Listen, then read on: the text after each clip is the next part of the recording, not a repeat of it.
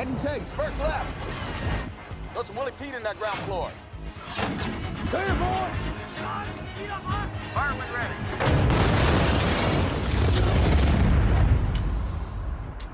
Good shooting, kids. Keep stacking them up. 안녕하세요, 89브로스입니다. 여러분들 그거 아시나요? 한국에는 은근히 탱크 조종 가능한 사람이 많다는 것을요. 정확히 통계가 나온 자료는 아니고 아마도 웃자고 한 소리일 테지만 뉴욕, 런던, 파리, 도쿄 등 세계 유명 도시에 가서 큰 소리로 혹시 탱크 운전 가능한 사람 계신가요? 라고 외쳤을 때 다른 도시들보다 서울 한복판에서가 가장 많은 사람들이 손을 들기 때문이라고 합니다. 그만큼 우리나라는 군복무가 의무다 보니 생활 곳곳에 전차병 출신도 많아 괜히 가슴이 웅장해지는데, 오늘의 주제는 바로 그 탱크로 시합을 하는 경기입니다. 세계 각국의 탱크들이 참가해 신속한 기동과 정밀한 사격으로 최고의 탱크를 가리는 탱크 바이애슬론, 지금 시작하겠습니다. 역시 이런 건 러시아, IS 테러리스트들에게 러시아 대통령 블라디미르 푸틴이 한 명언이 있죠. 테러리스트를 용서하는 것은 신이 할 일이고 테러리스트를 신에게 보내는 일은 내가 할 일이다. 부디 내가 핵무기를 사용할 일이 없길 바란다. 뭔가 천조국인 미국과도 40여 년간 국력을 비빌 정도로 냉전을 치른 러시아의 이런 이미지들 때문인지 몰라도 개인적으로 생각하기에 러시아의 국방력은 참 강력해 보입니다. 그래서 이런 탱크 바이애슬론 같은 경기가 나왔는지도 모르죠. 여튼 탱크 바이애슬론은 동계올림픽 종목 중의 하나인 바이애슬론 경기와 같은데, 기존 바이애슬론은 선수들이 총을 메고 스키를 타고 가다가 정해진 표적에 사격을 하고 도착한 시간과 표적 점수를 합산해 순위를 매기는 방식으로, 탱크 바이애슬론도 단지 탱크를 이용하는 것일 뿐 거의 비슷합니다. 때는 2013년 러시아의 수도 모스크바 근처에 있는 알라비노 러시아 국방군사훈련장에서 러시아, 카자흐스탄, 벨로루시, 아르메니아 4개국이 참가해 경쟁을 펼쳤습니다. 우승은 역시 러시아였고, 그 다음 해인 2014년부터는 중국, 인도 등 더 많은 나라들이 참가하며 본격적으로 탱크 바이애슬론 월드 챔피언십이 시작되었죠. 대회 초창기에는 탱크에 알록달록한 색을 칠한 모습이 보였는데, 이건 별뜻이 아닌 멀리서도 나라를 구분짓기 위함이었다고 합니다. 덧붙여 이 대회가 시작되기 전 펼쳐지는 오프닝 세레모니도 인상적인데, 군 관련 대회라 그런지 러시아 항공기 회사인 미그사의 전투기나 Tu-95 폭격기 및 Ka-53 공격 헬리콥터 등이 펼치는 에어쇼가 진행되죠. 마지막에는 클래식 음악에 맞춰 탱크로 발레를 하는 퍼포먼스도 있습니다. 탱크로 발레라, 역시 러시아 문화의 꽃은 발레라는 말이 실감되네요.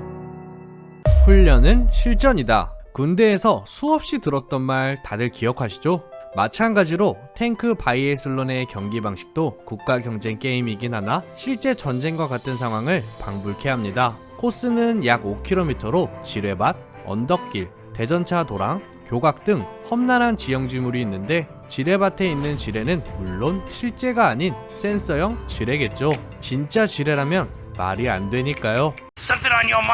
경주가 시작되기 전에 모든 팀들은 코스 주변에서 간단히 연습을 할 수 있는데, 탱크의 바퀴는 200에서 300마일마다 마모되고 거칠게 주행할수록 기계적 고장 가능성이 높아져 일반 모터스포츠들과는 사뭇 다른 모습의 연습 주행을 합니다.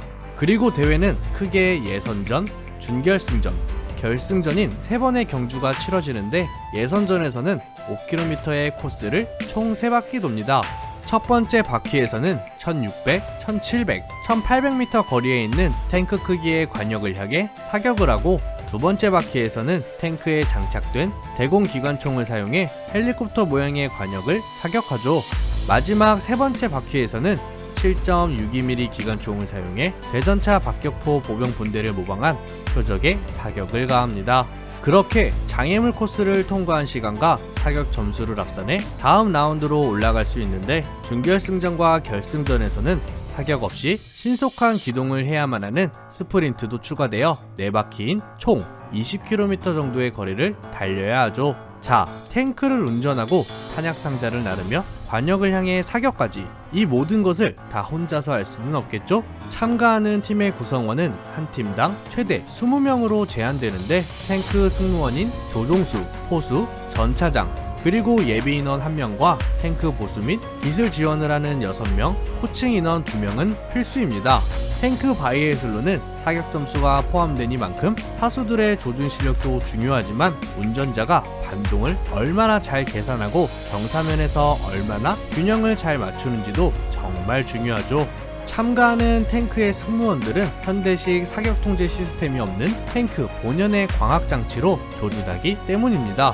혹시 이 대회에 참가하고 싶다는 생각을 갖고 계신가요? 아쉽게도 참가자들은 모두 군대에 속한 군인들로 민간인은 허용되지 않습니다. 하지만 보러 갈 수는 있죠. 티켓은 1인당 19,600루블로 한국 돈 약 30만원 정도입니다. 이 가격에는 호텔 픽업 및 가이드, 전쟁 역사 공원 전체 투어와 7일간 펼쳐지는 탱크 바이애슬론 티켓이 포함되어 있다고 하니 탱크를 좋아하시는 분들이라면 가볼만 하겠네요.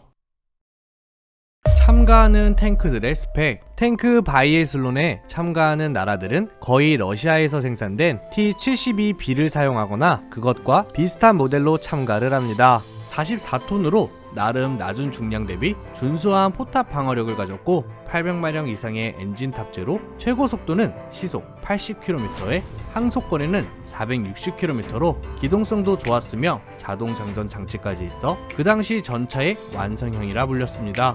그래서 그런지 여러 나라의 수출까지 이어졌죠. 하지만 중국은 자체적으로 개발한 탱크인 타입 96A를 사용하며 탱크 바이애슬론에서 러시아 다음으로 선전을 하고 있었는데 2016년 어마어마한 사건이 터지게 됩니다.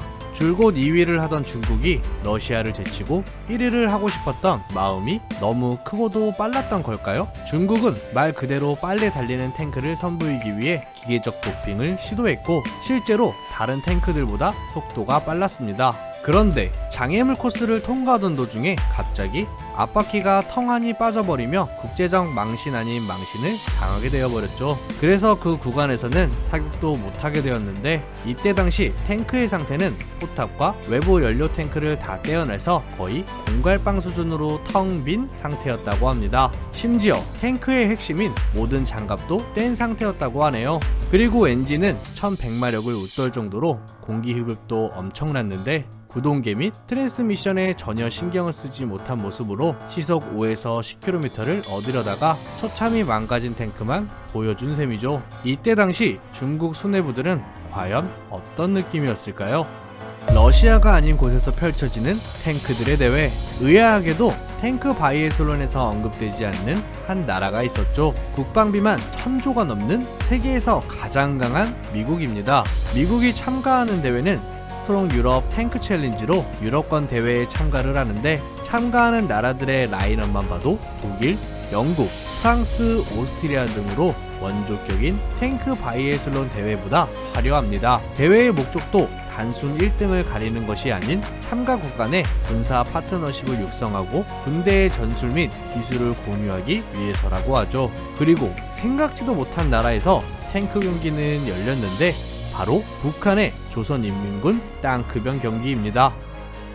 이 영상을 빌어 우리가 편안히 발 뻗고 잘 수 있게 해주는 대한민국의 국군 장병 여러분, 항상 감사하며 건강히 전역하시길 바라겠습니다. 군생활할 때가 행복한 것입니다. 그리고 모두 다 새해 복 많이 받으세요. 오늘의 정보는 어떠셨나요?